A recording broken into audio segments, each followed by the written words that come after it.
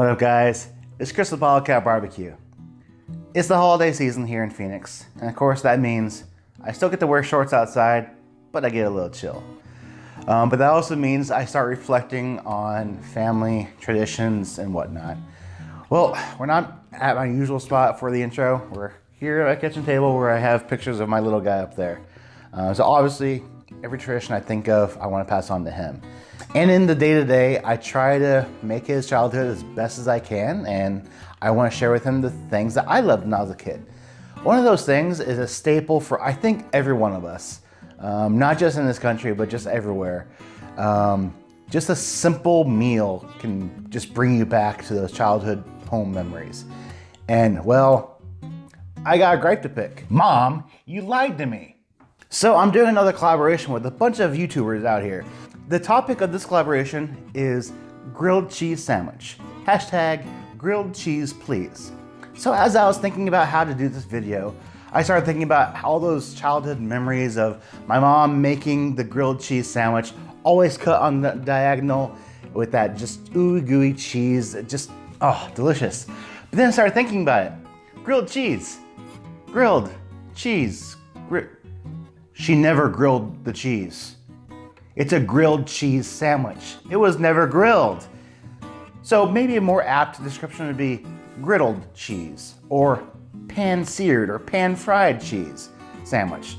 No, it was always called grilled cheese sandwich.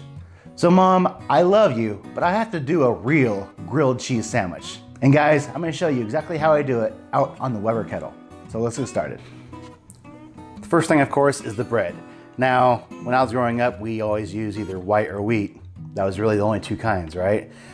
But now that I'm grown up and I buy my own bread, I try to go outside the box. So I'm actually using some sourdough today. This is a beautiful loaf I got at the store. Use whatever bread you want. I was looking for a nice firm crust, but soft on the inside, and I know this is going to be great on the grill. I like my slices kind of on the thick side. I'm going to choose here, then we'll go like that. It's probably about 3/4 inch thick. Nice meaty bite. There we go. All right, there we go. Nice big size, a nice wholesome sandwich. It's gonna be great. Now let's build this sandwich. First thing I want to talk about is the outside layer. When I was growing up, it was always butter. Whether it was melted butter brushed on or just straight from the little Tupperware scooped on. So one thing I've learned, and I actually have to thank Mike over at the Culinary Cookhouse. Big shout out to him. I'll have a link to his channel up above. But watching his video, apparently this is a big thing. Mayonnaise. Using mayonnaise on the outside instead of butter. Apparently it's a big thing in parts of the country. I never heard of it, but I've given it a try and actually really like it. I should just gonna do a light layer of mayo on the outside. Nothing too crazy, just enough to give it that flavor. This also is going to help with the crisping up and the grill marks, which you will see. Not something you see often on a grilled cheese sandwich. So one thing I'm going to do is I'm going to use one of these little wire racks. If you don't have one of these, don't worry about it. I just think it's easier to move it on and off the grate. You'll see one when you get outside. When you put it down with your spread on the outside, obviously. Now let's get to the cheeses. Now I use multiple cheeses. Not only is it a depth of flavor, but you get different textures as well. This first one's gonna freak you out, but stay with me guys, trust me. Check that out, huh? Squeezed cheese. Now we're not gonna use very much. Just enough to get on there, and we're actually gonna spread it out as well. Now what this is going to do is it gives us that first layer of cheese, but also it's going to act like as a binder for our next cheese, because our next cheese is actually grated cheese. So this was an American cheese, the flavor of it. The next thing I'm using fresh shredded, sharp cheddar cheese. Now you can use the bag stuff if you want. I just prefer shredding my own cheese.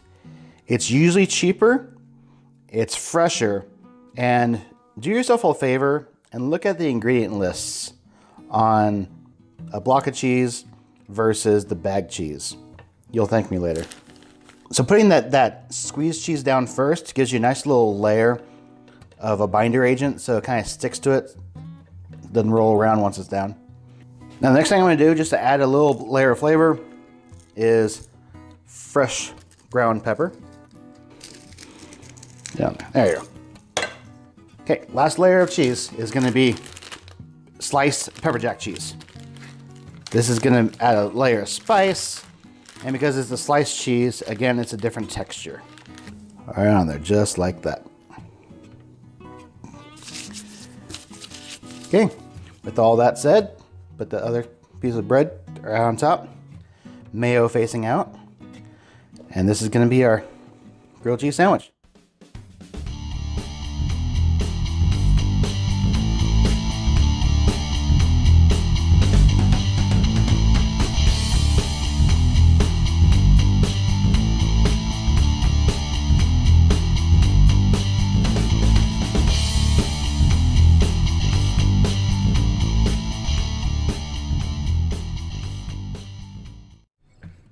So I got my Weber set up right now. It's about 400 degrees over the hot side. I had the bottom vents open about halfway, top vents open fully.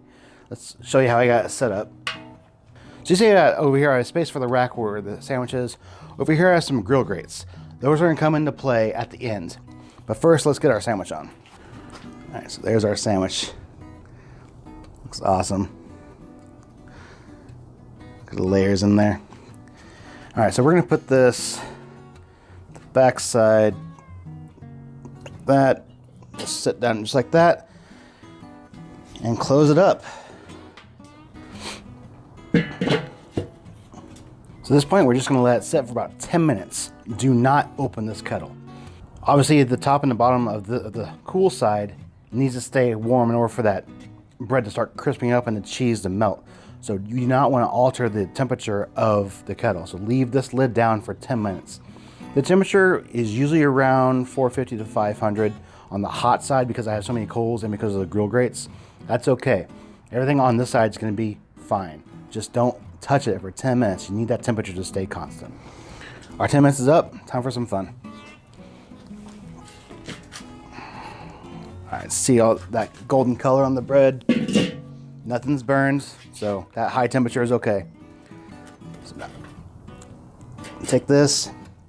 And again, if you don't have grill grates, don't worry about it. Just use your hot side, but right down on top. 30 seconds per side. And push down. 30 seconds up. Do it rotate on the other side. Nice fresh heat. Get some awesome grill marks. Okay, 30 more seconds. Now we're gonna flip.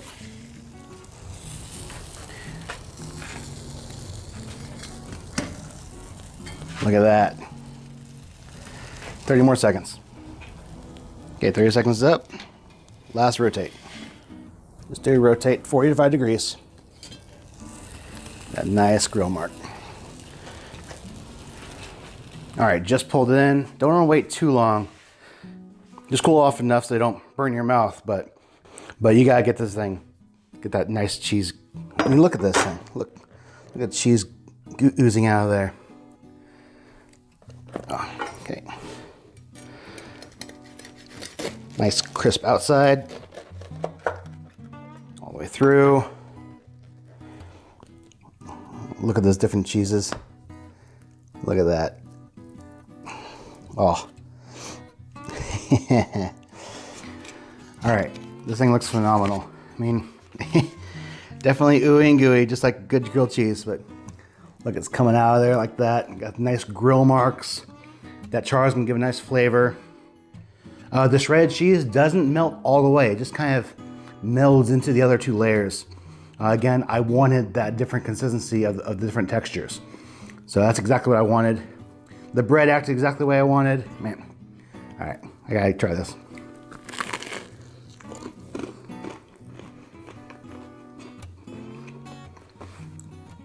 You got that crunch from that nice classic outside grill marks of the bread. You can get that from a pan or the griddle, but there's something different about it. Using the mayo does give it a slightly different taste. It has more of a kind of a twang to it, however you describe twang. And all three cheeses kind of give a nice bold flavor. It's a complex flavor. You get different notes of the different ones. Again, the textures are different. It's an all new experience from what I grew up with. So, Mom, I love you, but I made a better grilled cheese. And hey, maybe somebody out there did a better grilled cheese than me. Again, I'm doing a huge collaboration with a bunch of guys. So this is like the third month in a row that a bunch of us have gotten together for these collabs. This time, I have to thank CJ with Cooking with CJ. I'll leave a link to his channel below as well. He's the one that started this one. He also did kind of a contest of who could name the hashtag, because the hashtag of this one is hashtag grilledcheeseplease. I believe Josh and Babe were the ones that submitted the name for this one. So kudos to them. Again, search out that hashtag. I'll have it in my video. There's a bunch of other guys doing it. I know there's at least 10, most likely more. The last one we had about 18. So there's a bunch of channels out there doing grilled cheese. So they're all different flavors out there. I know some people are using their Blackstone. I'm simply using cast iron, griddles, flat tops, whatever. Go check them out. I'm sure everything out there is a little bit different. But hey guys, thank you very much for checking out my video of my grilled cheese. Mom, if you watch this, I love you. Give this a try, or at least come over. Let me feed you a childhood favorite of mine. So other than that, guys, hit the like button if you like it. Subscribe to my channel. I have a bunch of stuff going on all the time. No matter what it is, just remember, keep on grilling, even if it's grilled cheese. See ya.